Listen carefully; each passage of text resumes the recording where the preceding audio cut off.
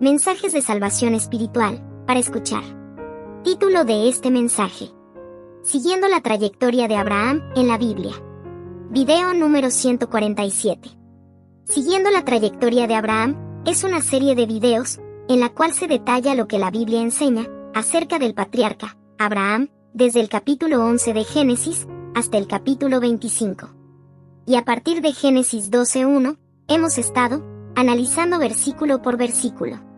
En este video de hoy, vamos a estar meditando acerca de Génesis 23:7 de la Biblia, y también acerca de Génesis 23:8, comenzando con Génesis 23:7. Génesis 23:7 dice: Y Abraham se levantó y se inclinó al pueblo de aquella tierra, a los hijos de Et. Génesis 23:7. Los detalles de Génesis 23:7. La escena en estos últimos 7 versículos se desarrolló en Canaán. Abraham había entrado al territorio de Canaán alrededor de 400 años después del diluvio universal, y alrededor de 300 años después de la construcción de la Torre de Babel. En ese entonces no había muchos habitantes en Canaán. Por tanto, en Canaán era fácil adquirir un terreno donde sepultar un familiar muerto.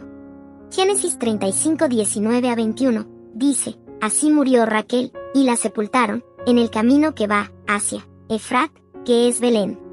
Sobre la tumba de Raquel, Jacob erigió un monumento que, hasta el día de hoy, señala el lugar donde Raquel fue sepultada. Israel, Jacob, siguió su camino y acampó más allá de la torre del rebaño. En el pasaje bíblico de Génesis 35:19-21, vemos que Jacob no tuvo que comprar un terreno para sepultar a Raquel. Esta mujer fue esposa de Jacob, y este fue un nieto de Abraham. Y Jacob era hijo de Isaac, y este fue el único hijo que Abraham y Sara tuvieron. Tanto Isaac y su familia como Jacob y su familia vivieron en esa zona de Canaán por más de 300 años, antes que Jacob se trasladara a Egipto para escapar de una hambruna que asolaba el territorio. Esta hambruna tuvo lugar cuando José, el hijo de Jacob, era gobernador en Egipto. Pero Dios bendijo a José, y la hambruna no afectó a Egipto. Después de la muerte de José, los descendientes de Jacob fueron esclavos durante 400 años en Egipto, tal como Dios había dicho en Génesis 15:13. Génesis 23:7 dice que Abraham se levantó y se inclinó al pueblo de aquella tierra. En este caso, levantarse quiere decir ponerse en posición para ejecutar algo, usando el cuerpo. A pesar de que Abraham era visto como un príncipe de Dios, estando de pie, él inclinó su cuerpo hacia adelante como una señal de sumisión delante de los heteos. El cristiano verdadero nunca muestra arrogancia ni altanería delante de las demás personas. Jesucristo dijo: Soy manso y humilde de corazón. En Mateo 11:29. Si Jesucristo se declaraba así, nosotros con más razón también debemos ser mansos y humildes. En estos últimos versículos, Abraham nos dejó un ejemplo de la manera como un cristiano debe hacer negocios con las personas del mundo. Como, con cortesía, trato justo y con prudencia. Las personas que, bajo la cobertura de la religión, pisotean las formas decentes de mostrar respeto, se merecen ser consideradas como groseras. Ellas ponen en error el espíritu cristiano de las demás personas. La acción de Abraham, en Génesis 23:7, era una señal de gratitud y de dependencia de aquel pueblo. Mediante su respuesta, Abraham declaró que él tenía el deseo y la intención de permanecer en la tierra de Canaán. Eso era una expresión de su fe en las promesas que el Dios soberano le había hecho. Hemos estado notando que Abraham mostró una espléndida cortesía a los habitantes de esos lugares, y a la vez se mostró firme en sus convicciones. Él tenía la intención de no ser un deudor de los moradores de esas tierras, sino que estaba dispuesto a pagar el precio justo por una propiedad, según veremos en el versículo 9. Salmo 37:29 dice: Los justos heredarán la tierra. Las personas justas y rectas actúan sin malicia y sin engaño, y reciben recompensas divinas. Abraham no solo fue un hombre de fe, sino que también practicaba la justicia. Aquí, Abraham no buscaba ni quería los favores de los lugareños.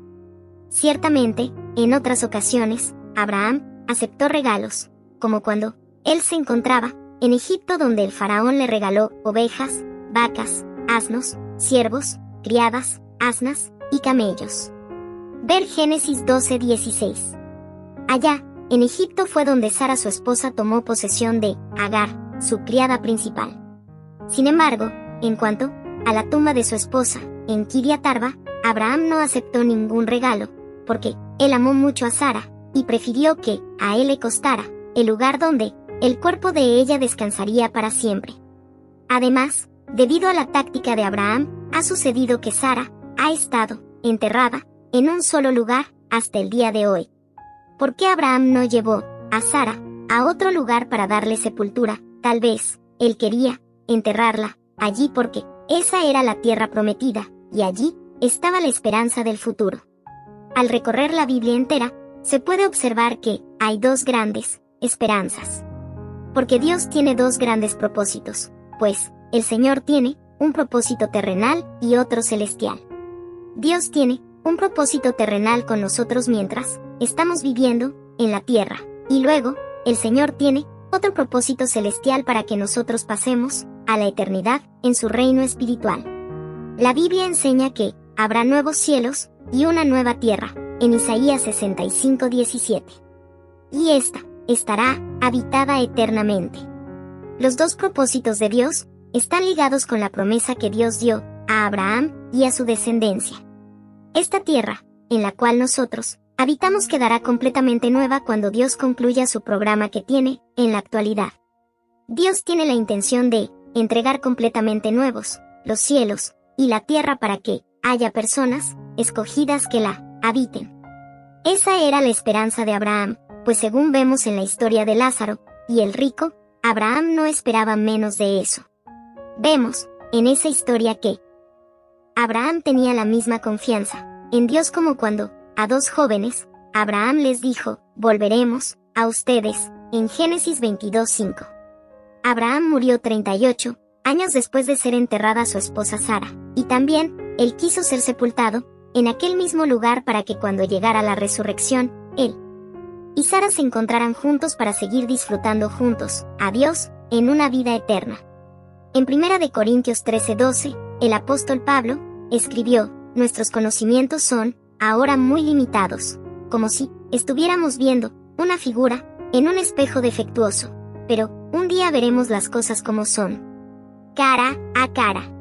Mis conocimientos son ahora imperfectos, pero en aquel día podré conocer tal y como Él me conoce a mí. Abraham no sabía cuántos hijos de Dios le iban a seguir, pero millones de almas salvas serán levantadas de una muerte espiritual, y esas almas calificarán para estar con el Señor. Esta es una gran esperanza para Abraham. Cuando nuestro Señor Jesucristo estaba en el aposento alto con los discípulos, quienes habían sido educados en el Antiguo Testamento, y por tanto tenían la esperanza del Antiguo Testamento. Pero Cristo les habló diciendo que Él se iría a preparar moradas para todos sus seguidores, quienes iban a estar en su reino. Ver Juan 14:1-3. Esas moradas conformarán la nueva Jerusalén. Es algo que ya Jesucristo tiene preparado hoy, y será el lugar a donde iremos todos los salvos juntos, los cuales formamos la verdadera iglesia del Señor. Esto que el Señor les dijo fue algo nuevo para los discípulos, y también es algo nuevo para muchos cristianos de hoy en día. La Biblia enseña que Dios nunca le dijo a Abraham que le iba a cambiar de la tierra al cielo. Le dijo que le iba a dar la tierra prometida. Abraham creyó a Dios, y por eso quiso enterrar a Sara en aquella tierra. Ese fue el lugar final que Él escogió también para él y para otros, quienes están sepultados allí en Hebrón. En ese sitio, hoy día, hay una mezquita musulmana, y a todas las personas que visitan esa mezquita, les advierten que tengan mucho cuidado, porque existe mucho antagonismo entre los cristianos y los musulmanes. El antagonismo se genera porque los cristianos estamos con Abraham y con Isaac, mientras los musulmanes están con Abraham, con Ismael, el hijo de Abraham, y Agar. Los musulmanes permiten la entrada de los turistas en su mezquita, pero tienen que pagar para poder entrar, y por un orificio, observan dónde están los restos de los patriarcas.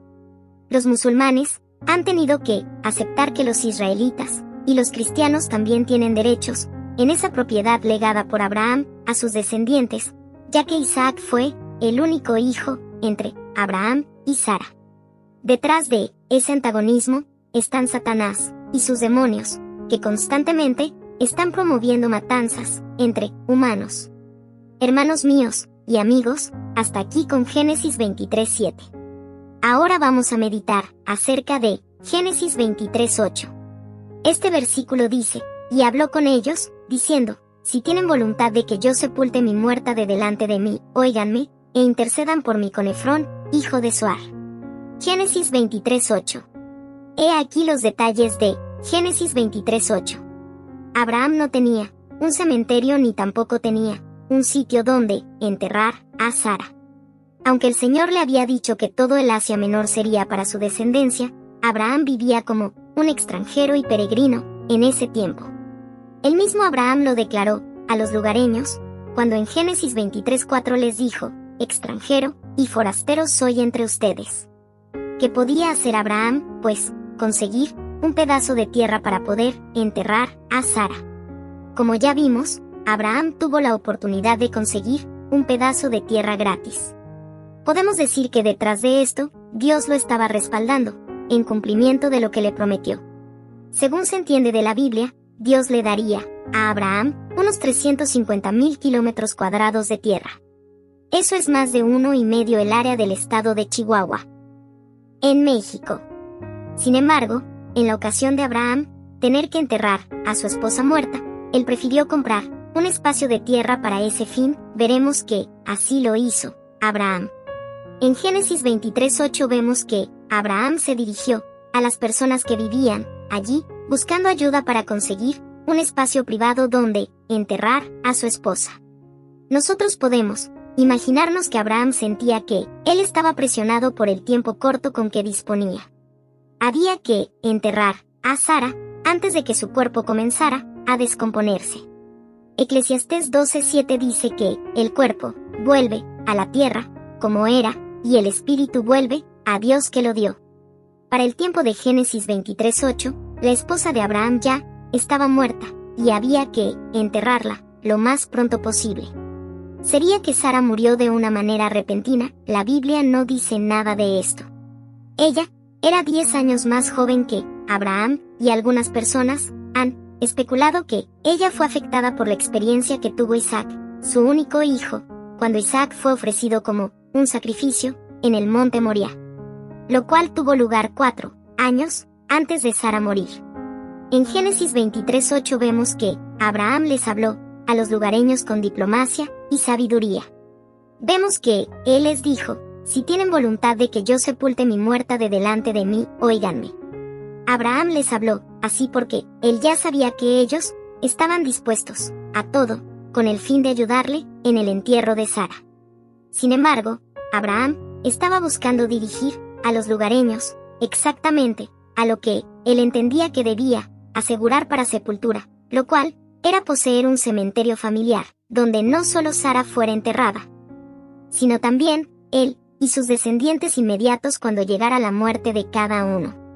En Génesis 27 Dios dijo al rey Abimelec, le dijo, ahora, pues, devuelve la mujer a su marido, porque es profeta, y orará por ti, y vivirás. Y si no la devolvieres, sabe que de cierto morirás tú, y todos los tuyos. Esto lo dijo Dios con referencia a Abraham. Sepultar el cadáver de una persona es completar el ciclo de la existencia de esa persona en este mundo, y prepararla para que pase a otra dimensión. Sara terminó la suya como matriarca de una familia, y a partir de ese evento, empezó otra generación. Sin embargo, el lugar donde ella debía ser sepultada lo poseía un hombre llamado Efrón, hijo de un tal Zoar. Se dice que Efrón es la raíz del nombre Efraín. Este individuo era una persona rica, y quizás para la época de entonces, él estaba viviendo entre los hijos de Het. Esto sería un motivo por el cual Abraham se sintiera como extranjero en medio de una cultura pagana. En aquella época, eran pocas las personas que estaban con el Dios único, y peor aún, en la región de Canaán. Vemos en Génesis 23:8 que Abraham les pidió a los hititas que intercedan por él. Esto nos hace recordar la gran intercesión que Abraham hizo por Sodoma y por Gomorra, en Génesis 18:16-33. La intercesión se ha mantenido firme, y con la misma importancia como la Biblia lo enseña.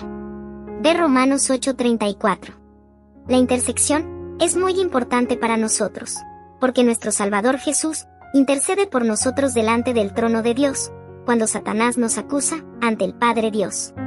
Esto es algo que debemos agradecer mucho a Jesucristo. Primera de Juan 2:1, en la Biblia, dice: mis queridos hijos, les escribo estas cosas para que no pequen. Pero si alguno peca, tenemos, ante el Padre, Dios, a un intercesor, a Jesucristo, el justo. ¿Por qué es importante tener un mediador, Jesús, a la diestra del Padre Dios, para que interceda por nosotros de día y de noche? Porque las acusaciones del diablo en contra de nosotros nunca dejan de presentarse delante del Padre soberano.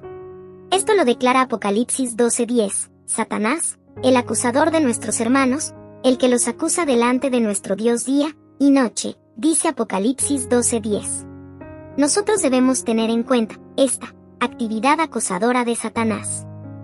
Recordemos todas las miserias por las cuales Job pasó debido a las acusaciones en contra de Job que Satanás declaró a Dios. Una ventaja que tuvo Abraham al pedir a los hijos de Het que intercedan por él fue la que se genera cuando dos o más personas, en lugar de una sola, piden algo a Dios. La resistencia de la persona ante la cual se hace la petición se hace más débil en el caso de Abraham, cuando el número de personas que presentan la petición aumenta. En cuanto a esto, en Génesis 23:8, Abraham pidió a los lugareños, diciéndoles: intercedan por mí con Efrón, hijo de Zohar. Los lugareños que escucharon esta petición de Abraham se presentaron delante de Efrón con la petición de Abraham, y posiblemente ellos informaron a Efrón que Abraham era un príncipe de Dios. Pronto veremos que Efrón habló muy a favor de Abraham. Veremos que Efrón estaba dispuesto a regalar a Abraham el terreno junto con la cueva. Además, era muy perentorio que Abraham obtuviera enseguida ese lugar de sepulturas, y él estimó que los hititas iban a ejercer una gran influencia ventajosa. Si Abraham hubiera ido solo a donde Efrón a pedirle poseer esa propiedad, la posibilidad de que Efrón se lo negara sería más grande, y Abraham necesitaba ya ese terreno. Es posible también que el mismo Dios le dio luz a Abraham de lo que debía hacer para poseer el terreno. Al ir los lugareños a interceder por Abraham, ahí estaba, en juego, y de por medio, el prestigio y la fama de estos hombres que ya se habían mostrado dispuestos a ayudar a Abraham. Ver versículo 6. En este asunto, era más fácil decir no a una persona tal vez desconocida que a dos o más personas lugareñas. Otro aspecto importante es que en la intercesión no solo cuentan los méritos de una persona, sino los de dos o más personas. Un ejemplo en la Biblia lo encontramos en la intercesión de Pablo ante Filemón a favor de su esclavo Onésimo, la cual está en la carta a Filemón 1:10. ¿Cuál es la oración de intercesión por excelencia que hizo Jesucristo por nosotros? Esta la encontramos en Juan capítulo 17 de la Biblia. De acuerdo con las formalidades de compra y venta que siempre se han practicado en esas zonas del mundo, Abraham pidió por primera vez a alguien para mediar entre él y Efrón, para transmitir su solicitud de que se le permitiera comprar un terreno específico. Lo que Abraham pidió lo vemos en Génesis 23:8 y en el versículo que sigue a este. Pues, el siguiente versículo es una continuación de Génesis 23:8. Mientras tanto, nosotros aprendemos acerca de Dios, acerca de Jesucristo, y acerca del reino espiritual del cielo, a través de los grandes hombres y mujeres, en la Biblia, quienes fueron grandes siervos de Dios. Nota. Estimados amigos y hermanos en la fe, Esperamos que seguirán escuchando y viendo estos videos, cada vez que publiquemos uno. No dude usted en reenviar a alguien cada video. Nosotros no comercializamos ni ganamos dinero con estos videos. Ni recibimos ni aceptamos ofrendas ni diezmos. Estamos en una guerra, la cual no es física, y por eso no se puede ver ni sentir. O sea, estamos en una guerra espiritual, y esta guerra fue iniciada por Satanás. Este ser maligno se apodera de la mayoría de las almas humanas. Por eso en Mateo 7:14 de la Biblia, nuestro Salvador Jesús dice que pocas personas hallan el camino y la puerta que conducen al reino espiritual de Dios y de Jesucristo. Si usted reenvía estos videos, usted contribuye a salvar almas para que no sean víctimas de Satanás. Manténgase usted mismo en la ruta hacia el reino de Dios, y ayude a otros a entrar al reino de Dios, así como usted desea entrar. Que Dios bendiga a usted muy ricamente.